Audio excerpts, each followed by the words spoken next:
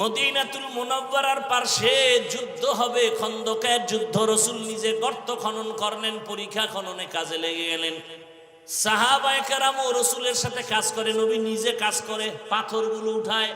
ওদিকে কঠিন রোদের তাপ, বালুকাময়, সহ্য করা যায় না। নবী নিজে কাজে নেমে গেলেন। কয়েকজন সাহাবা নবীর সামনে আসছে, আসলে তারা মূলত সাহাবা না, অন্তরে নেফাকি ভরা। রহমতের নবীর সামনে এসে বলেন, ইয়া রাসূলুল্লাহ, একটু যদি অনুমতি দেন, রুখসত দেন, বাড়ি যাব, বা পাহারা দেওয়ার কেউ নেই, আমার বউ একা। আর একজনে কয়, আমার বাড়ি অসুস্থ, যেতে হবে। এভাবে অজুহাত পেশ করে। নবীর দিল রহম দিলওয়ালা, দয়ার নবী, মায়ার নবী, ছুটি দিবেন ভাব। এমন সময় জিবরাইলের আগমন। আল্লাহর আয়াত নিয়ে আসছেন, লাকাদ কানা লাকুম ফি রাসূলিল্লাহি উসওয়াতুন হাসানাহ। হে রাসূল, এদের অন্তর বড় নেফাকি ভরা, এরা মিথ্যা অজুহাত পেশ করতেছে। আল্লাহ জানায় দিলেন, রহমতের নবী নিজে কাজ করেন। কেমন মায়ার নবী আমার। কিছু সময় পরে সাহাবাদের কাফেলা রাসূলের সামনে এসে চোখের পানি ছেড়ে কান্না করে, ইয়া রাসূলুল্লাহ, ক্ষুধার যন্ত্রণা সহ্য করতে পারি না। জামাটা উঠাইয়া পেটটা দেখাইতেছে, পেটের মধ্যে পাথর বেঁধে রাখছে ক্ষুধা নিবারণের জন্য। নবীরে দেখায় আর কাঁদে। নবীকে মনে করছে আমি খাইয়ে লইয়ে কাম করতেছি, আর তোমরা কষ্ট করো। কেমন সরল আর দয়ার নবী আমার। রহমতের নবীও জামাটা উঠাইয়া পেট দেখাচ্ছেন। তাকায় দেখে সাহাবায়ে কেরাম কান্নায় বিভোর। নবী বলে, তোমরা না খাইয়া ক্ষুধার কারণে পাথর বেঁধেছো একটা, আমি মুহাম্মদ বেঁধেছি দুইটা। সাহাবায়ে কেরামের মাঝে কান্নার আওয়াজ। রহমতের নবীও কান্না করেন, ক্ষুধার তৃষ্ণায় পেটে পাথর বাঁধা।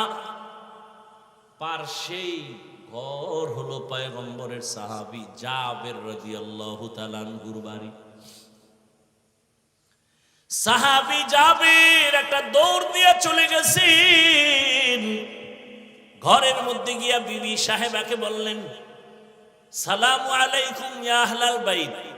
ও ঘরওয়ালারা। গিয়া তাড়াতাড়ি বলছে, বিবি, রহমতের নবী কান্না করেন, সাহাবায়ে কেরাম কাঁদতেছেন ক্ষুধা সহ্য করতে না পেরে। আমাদের ঘরে কোনো খানা আছে কিনা বলো। বিবি বলে, একটা বকরির ছোট বাচ্চা আর কিছু আটা, 2-3 জন চাইলে খেতে পারবে। জাবের রাদিয়াল্লাহু আবার দৌড় গিয়া রহমতের নবীর কানের সাথে মুখ লাগায় হালকা আওয়াজে বললেন, ইয়া রাসূলুল্লাহ, চুপে চুপে আপনার সাথে কথা। যদি আপনি মনে কিছু না নেন, জাবেরের ঘরে যাবেন, দাওয়াত দিতে চাই। 2-3 জনের খানা আছে, যদি একটু কবুল করেন 2-3 জন আপনারা ঘরে আসবেন। জাবেরের কথা কইয়া যখন সারছে, নবী একটা আওয়াজ দিয়ে, এই সাহাবায়ে কেরামের কাফেলা, জাবেরের বাড়ি আমগো সবার দাওয়া। 1000-এর উপরে সাহাবা। জাবের রাদিয়াল্লাহু আনহু বললেন, মাত্র 2-3 জনের খানা। জাবেরের মাথা গরম হয়ে গেছে, আবার দৌড় গিয়া কয়, বিবি সর্বনাশ, নবী তো আওয়াজ দিয়া সবাইরে দাওয়াত দিছে। কেমন বিবি, ডানা কাটা ভরি না? আমি কথা এখন সব ডানা কাটা ভরি। কিরে যুবকেরা, ডানা কাটা পরি বিয়া করবে? ডানা কাটা পরি মানে এমন পরি, তোর ঘরে আইসেই ডানা কাটবে, তোর বাবারটা, তোর মায়েরটা, এরপরে তোরটা। ডানা ডোনা কাইটা তোরে ফকিন্নি বানাইয়া রাস্তায় ফেলাইয়া ও সম্পদ। আইসেই বলবে, তোর মায়ের ব্যবহার তো সুবিধা লাগে না, তুমি যে ওর গোলাম, তা কি করবো? কয় বাড়ি থাকা যাবে না, ঢাকার শহরে ফ্ল্যাট ভাড়া ল। ঠিক আছে। গাজীপুর শহরে গিয়ে ফ্ল্যাট ভাড়া, বাবার ডানাও ভালো না, মায়েরটাও ভালো না।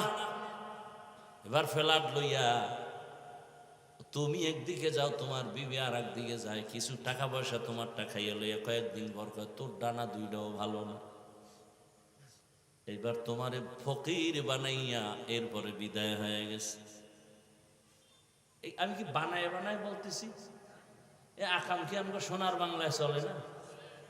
জিন্দেগি মে বন্দেগি তু করনা হে, जिंदगी में बंदगी तू करना है, जिंदगी बे बंदगी शर्मिंदा है, जिंदगी बे बंदगी शर्मिंदा है। दुनिया में हो दुनिया का तलबगार न हो,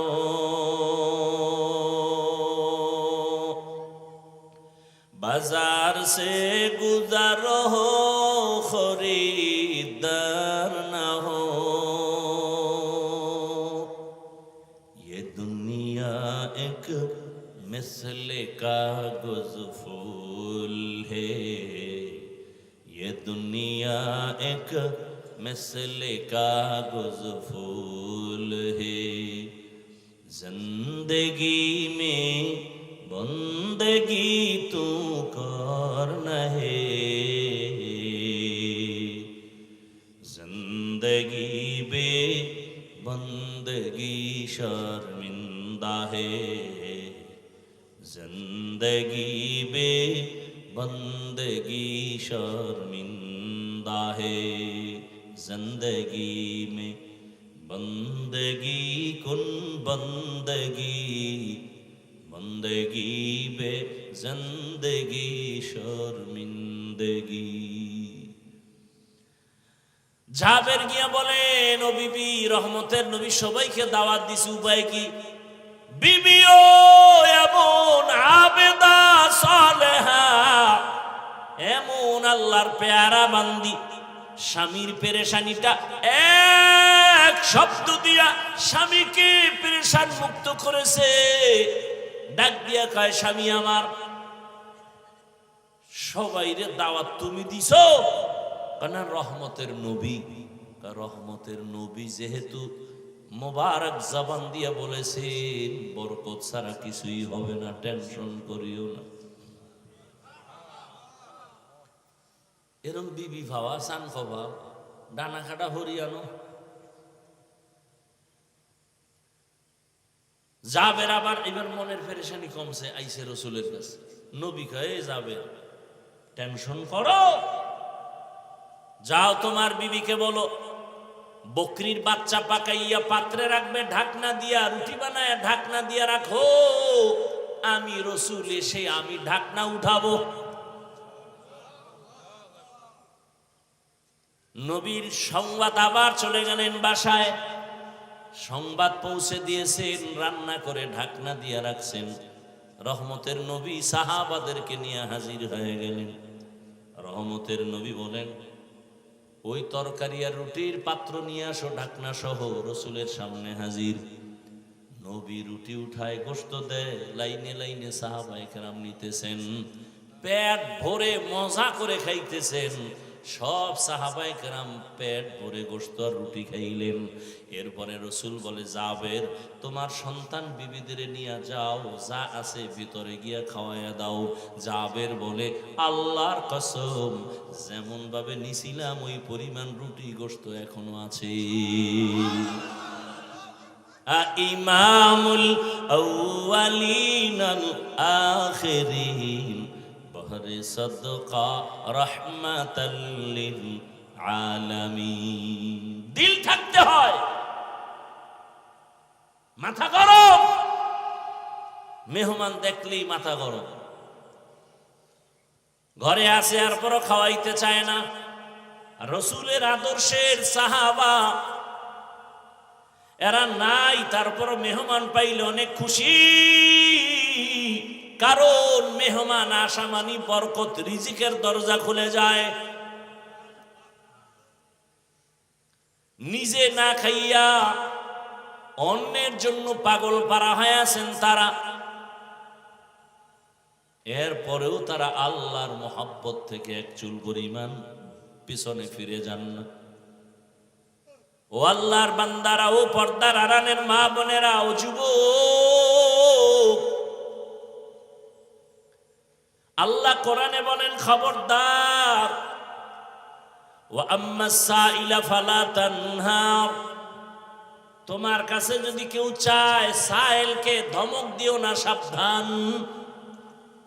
সাইলের কয়, এই সাইল, চাইস না, ভিক্ষা করিস না, ভালো না। আবার টাকাওয়ালারে কয়, ভিক্ষু খাইয়া যদি হাত বিছায় ফিরাইয়া দিস না, ফিরাইয়া দেওয়া ভালো